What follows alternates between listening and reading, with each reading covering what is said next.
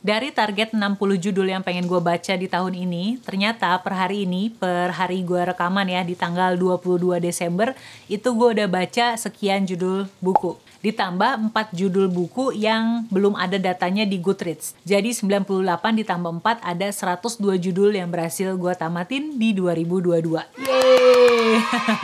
Apa aja genre-nya dan berapa persentase rating yang gue berikan? Ikutin terus videonya.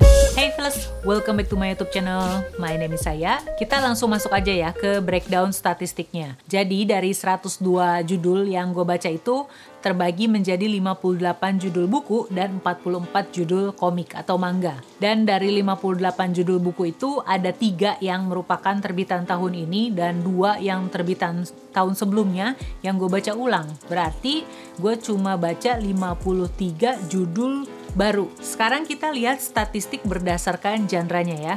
Dari pie charts yang bisa kamu lihat di layar itu kelihatan ya kalau mayoritas bacaan gue itu didominasi sama komik yang mana menghabiskan 43% dari total keseluruhan bacaan. Ini genrenya nggak gue bagi-bagi karena nanti jadi banyak banget ya. Yang gue bagi-bagi adalah genre buku aja. Berikutnya di peringkat kedua itu didominasi sama genre misteri, thriller, dan juga horor. Itu gue satuin. Yang mana totalnya ada 27 judul atau 27 buku yang menghabiskan 26% dari total bacaan. Peringkat selanjutnya adalah buku-buku bergenre non-fiksi. Gue baca 18 judul yang mana berarti sekitar 17% dari total bacaan gue. Ini sedikit ada peningkatan sih dari tahun sebelumnya. Tahun sebelumnya tuh gue cuma baca 13 judul non-fiksi dan tahun ini gue bisa baca 18. Berikutnya itu disusul oleh buku-buku bergenre sastra dan juga klasik. Itu gue satuin karena jumlahnya dikit banget ya. Itu aja disatuin jumlahnya cuma 6 judul gitu kan. Kemudian disusul oleh buku-buku bergenre children dan fantasy, buku anak dan juga buku-buku fantasi ya. Itu juga dikit, jumlahnya cuma ada 4 judul yang gue baca. Dan berikutnya yang paling sedikit yaitu genre romance. Gue cuma baca 3 judul aja di tahun ini. Berikutnya adalah statistik berdasarkan rating. Tahun ini tuh gue kasih rating mulai dari 2 sampai 5. Kalau tahun lalu kan cuma dari 3 sampai 5 ya. Jadi tahun ini ada buku-buku yang menurut gue bukan favorit gue, bukan selera gue, jadi terpaksa harus gue kasih rating 2. Dan berikut adalah statistik dalam bentuk pie chart. Dari chart ini kamu bisa lihat kalau ada 3 buku yang gue kasih rating 2 bintang ya. Jumlahnya 3%. Disusul dengan buku-buku yang gue kasih rating 3 itu ada 27 judul. Dan berikutnya ini yang paling banyak nih, yaitu buku-buku atau judul-judul yang gue kasih rating 4 bintang.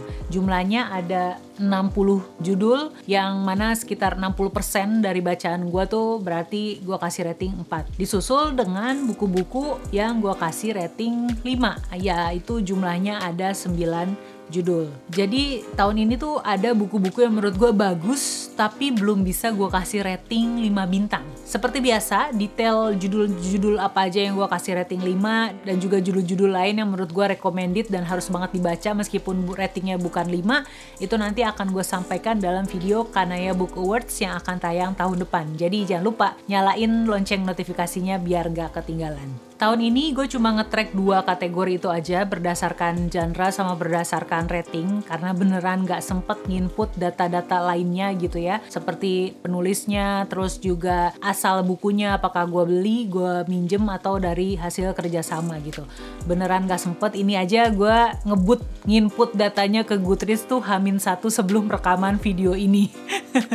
Jadi tahun ini tuh banyak unexpected event yang terjadi, terus gue juga memulai beberapa project baru di tahun ini yang berakibat juga ke mental gue sempet down, sempet mengalami mental breakdown yang pada akhirnya mempengaruhi mood untuk baca buku dan juga mood buat bikin konten tentang buku gitu kan. Makanya kalau dilihat tadi kan mayoritas jenis bacaan gue tuh adalah komik ya, karena lebih gampang dicerna gitu, easy to read. Terus berkaca juga dari video rencana bacaan yang gue bikin tahun lalu tuh ya, ini nih videonya itu nggak ada satupun yang terlaksana, makanya jadi bahan refleksi juga nih untuk menentukan rencana bacaan di 2023. Dan kayaknya nggak muluk-muluk sih cuma mau ngikutin tantangan baca di Goodreads saja. Kalau tahun ini gue netapin 60 judul, mungkin tahun depan akan gue naikin jadi 80 judul. Syukur-syukur kalau bisa melebihi kayak sekarang kan ya, udah 100 judul ternyata yang bisa dicapai di akhir tahun. Terus dalam hal konten, gue juga nggak akan menambah konten-konten baru, mau fokus aja ke konten yang udah ada dan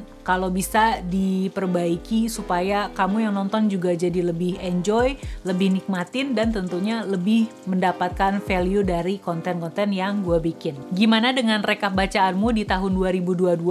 Berapa banyak yang berhasil dibaca? Puas nggak sama pengalaman membacanya? Berapa banyak yang dikasih rating 5 bintang? Bisa share di kolom komen di bawah ya pengalamannya. Tungguin juga video Kanaya Book Awards di mana gue akan membagikan buku-buku yang merupakan judul terbaik dari masing-masing kategorinya. Jangan lupa like dulu video ini kalau kamu suka, subscribe juga ke channel ini, dan kita ketemu di video berikutnya.